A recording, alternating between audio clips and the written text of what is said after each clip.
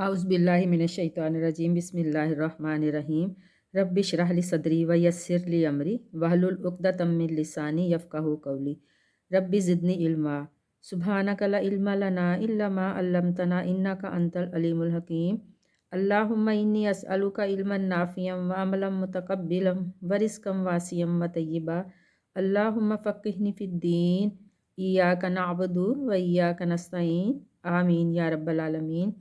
अस्सलामु अलैकुम वरहमतुल्लाहि वबरकातुहू। आप सबको कुरान क्लास के चैनल अल्लामल कुरान पर खुशामदीद। आज हम लेक्चर नंबर 13 में सूरह बकरा की आयत नंबर 51, 52, 53 और 54 की तिलावत, उसका लफ्ज़ी और बामुहावरा तर्जुमा और उसकी तफसीर पढ़ेंगे। आइए शुरू करते हैं आयत नंबर 51 की तिलावत। बिस्मिल्लाहिर्रहमानिर्रहीम। वाइज़ वाअदना मूसा अर्बईना लैलतन सुम्मत्तखज़्तुमुल इजला मिन बादी व अंतुम ज़ालिमून। लफ्ज़ी तर्जुमा, वा और इस जब, वाअदना वादा किया हमने, मूसा मूसा से, अर्बाईना 40, अरबा अरबी में 4 को कहते हैं, अर्बाईना 40, लैलतन रातों का, सुम्मा फिर, अत्तखज़्तुम बना लिया तुमने, अल इजला एक बछड़ा, इसका मतलब है कि बछड़े को माबूद बना लिया या उसकी पूजा शुरू कर दी। मिम बादी बाद इसके या इसके बाद, वांतुम और तुम थे, ज़ालिमून ज़ालिम या तुम ज़ालिम थे, इसका बामुहावरा तर्जुमा है। और जब हमने मूसा अलैहिस्सलाम से 40 रातों का वादा किया तो फिर तुमने इसके बाद बछड़े को अपना माबूद बना लिया और तुम जालिम थे। और इसकी तफसीर, ये गौशाला परस्ती या बछड़े की पूजा का वाक़या उस वक्त हुआ जब फ़िरौनियों से निजात पाने के बाद बनी इसराइल जज़ीरा नुमाए सीना पहुँचे। वहाँ अल्लाह ताला ने हज़रत मूसा अलैहिस्सलाम को तौरात देने के लिए 40 रातों के लिए अपने पास कोहे तूर पर बुलाया। हज़रत मूसा अलैहिस्सलाम के जाने के बाद बनी इसराइल ने सामरी जादूगर के पीछे लगकर बछड़े की पूजा शुरू कर दी। ये वाक़या यूँ है कि जो सामरी था वो बनी इसराइल की कौम से ताल्लुक़ रखता था और जादूगर था। और जब बनी इसराइल मिस्र से निकले तो अपने साथ बहुत सा सोना चांदी और अपने जो कीमती ज़ेवरात थे वो भी अपने साथ लाए। तो जैसे ही हज़रत मूसा अलैहिस्सलाम कोहे तूर पर गए हज़रत अल्लाह ताला से मुलाकात के लिए और तौरात लेने के लिए, तो उन्होंने पीछे से सामरी जादूगर ने कहा कि सारा मुझे ज़ेवर दे दो। और वो सारा ज़ेवर उसने पिघला के उससे एक बछड़ा बना लिया, गाय की शक्ल का बछड़ा। और उसने हज़रत जिब्राइल अलैहिस्सलाम के जो घोड़े को जाते हुए देख लिया था, तो उसके पाँव की मट्टी मुट्ठी भर उसने उठा ली थी। तो वह मट्टी उसके अंदर डालने से बछड़े के अंदर डाल ली जब, तो उससे अजीब तरह की आवाज़ें आनी शुरू हो गई। तो सामरी जादूगर ने उस कौम को, बनी इसराइल को, फिर दोबारा गुमराह करना शुरू कर दिया कि देखो तुम्हारा असल माबूद तो ये है, इसमें से आवाज़ें आती हैं तो इसी की हमें पूजा करनी चाहिए। तो वो सब लोग उसके पीछे लग गए और उन्होंने बछड़े को अपना माबूद बना लिया और उसकी पूजा करनी शुरू कर दी।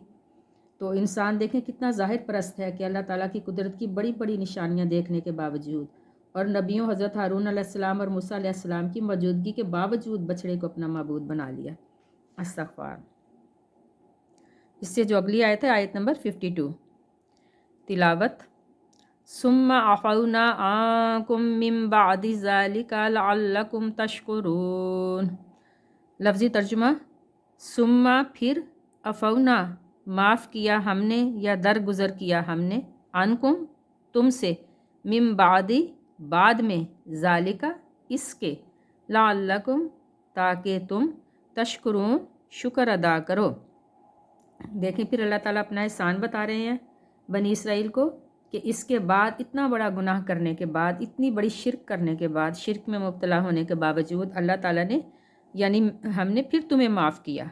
अल्लाह ताला फरमा रहे हैं कि उसके बाद फिर हमने तुम्हें माफ़ किया ताकि तुम हमारा शुक्र अदा करो और हमारे शुक्रगुजार बंदे बनो। ये अल्लाह ताला अपना एहसान बार बार अपने एहसानात का जिक्र कर रहे हैं बनी इसराइल से। इससे अगली आयत है आयत नंबर 53। वाइज़ आतैना मूसल किताब वल फुरक़ाना लअल्लकुम तहतदून। लफ्ज़ी तर्जुमा, वा और इज़ जब, आतैना दी हमने या अता की हमने, मूसा मूसा को, अल किताबा کتاب، یہاں اشارہ توریت کی طرف ہے، والفرقانہ اور فرقان، لعلکم تاکہ تم تہتدون ہدایت پاؤ۔ اس کی تفسیر یہ ہے کہ اللہ تعالیٰ اس میں بتا رہے ہیں کہ جب انہوں نے حضرت موسیٰ علیہ السلام کو توریت عطا کی کوہ طور پر بلا کر، اور ان کو جو ہے اس میں جو تھے اللہ تعالیٰ کے احکامات تھے کہ کون سی باتوں پر بنی اسرائیل نے عمل کرنا ہے اور کن باتوں سے رکنا ہے، اور فرقان جو ہے اس کا یہ بھی اشارہ توریت کی طرف ہی ہو سکتا ہے یا پھر معجزات کی طرف۔ اس کا مطلب ہوتا ہے حق و باطل میں فرق کرنے والی چیز۔ تو جو کتاب ہے اللہ تعالیٰ کی جتنی بھی کتابیں نازل ہوئی وہ سب حق و باطل میں تمیز کرنے والی تھی اور اس میں فرق کرنے والی تھی، کیونکہ اللہ کے احکامات ہر نبی پر جو بھی نازل ہوئے وہ ایک ہی جیسے تھے، صرف تھوڑی تھوڑی کچھ چیزوں کا جو ہے وہ فرق تھا، اور اللہ تعالیٰ زمانے اور حالات کے مطابق اس میں چینجز کرتے رہتے تھے۔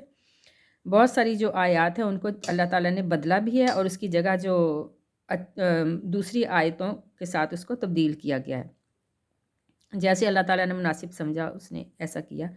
تو جو فرقان ہے اس کا اشارہ معجزات کی طرف بھی ہے اور توریت کی طرف بھی ہو سکتا ہے۔ تو اللہ تعالیٰ یہی بتا رہے ہیں کہ وہ جب ہم نے موسیٰ کو کتاب دی اور فرقان دی تاکہ تم ہدایت پاؤ، تو جتنی بھی آسمانی کتابیں نازل ہوئیں، جتنے بھی انبیاء اللہ تعالیٰ کا پیغام لے کر آئے، وہ انسانوں کی ہدایت کے لیے ہی تھا۔ تو جس میں سے چند لوگ ہی جو ہے وہ اللہ تعالیٰ ان کو ہدایت دیتا تھا، اکثریت جو تھی وہ ہمیشہ نافرمان ہی رہی ہے۔ تو اللہ تعالیٰ ہم سب کو اپنی نافرمانیوں سے بچائے، آمین۔ اس سے اگلی آیت پڑھتے ہیں، آیت نمبر 54۔ وَإِذْ قَالَ مُوسَىٰ لِقَوْمِهِ يَا قَوْمِ إِنَّكُمْ ظَلَمْتُمْ أَنفُسَكُمْ بِاتِّخَاذِكُمُ الْعِجْلَ فَتُوبُوا إِلَىٰ بَارِئِكُمْ فَاقْتُلُوا أَنفُسَكُمْ ذَٰلِكُمْ خَيْرٌ لَكُمْ عِندَ بَارِئِكُمْ فَتَابَ عَلَيْكُمْ إِنَّهُ هُوَ التَّوَّابُ الرَّحِيمُ۔ اس کا لفظی ترجمہ، وا اور از جب، قالا کہا، یہ واحد کے لیے قالا کا لفظ جو ہے واحد کے لیے بولا جاتا ہے، اور جمع کے لیے قالو۔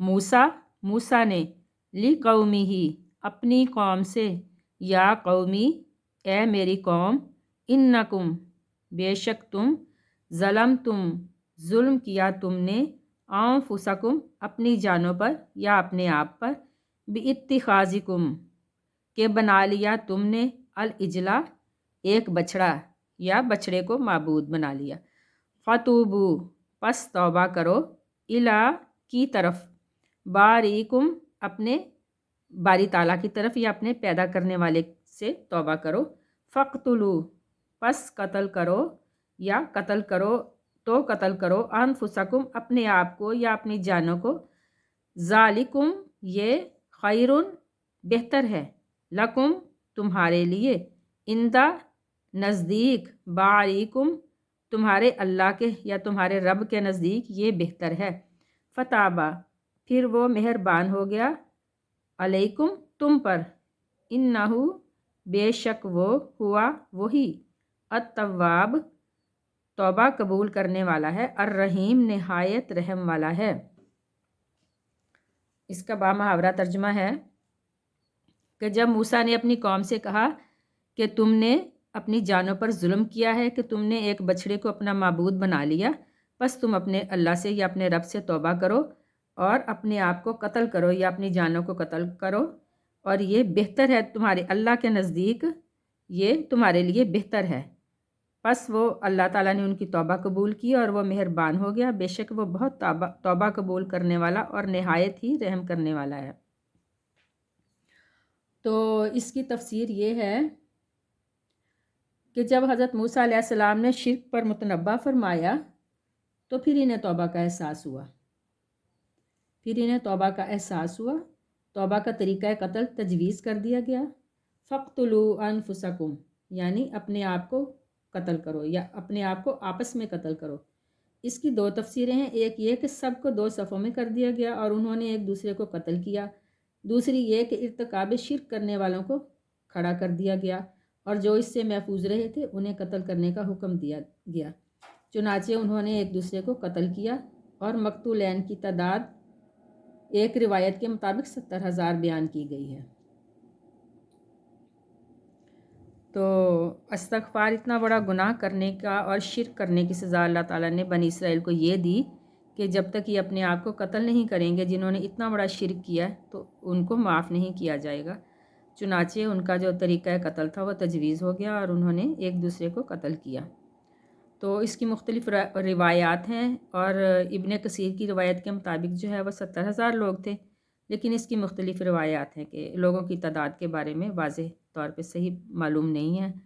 تو اللہ تعالیٰ ہر مسلمان کو شرک جیسے گناہ کبیرہ سے محفوظ رکھے، آمین ثم آمین۔ وما علینا الا البلاغ، سبحان ربک رب العزت عما یصفون والسلام علی المرسلین والحمد للہ رب العالمین، آمین ثم آمین۔ السلام علیکم ورحمۃ اللہ وبرکاتہ۔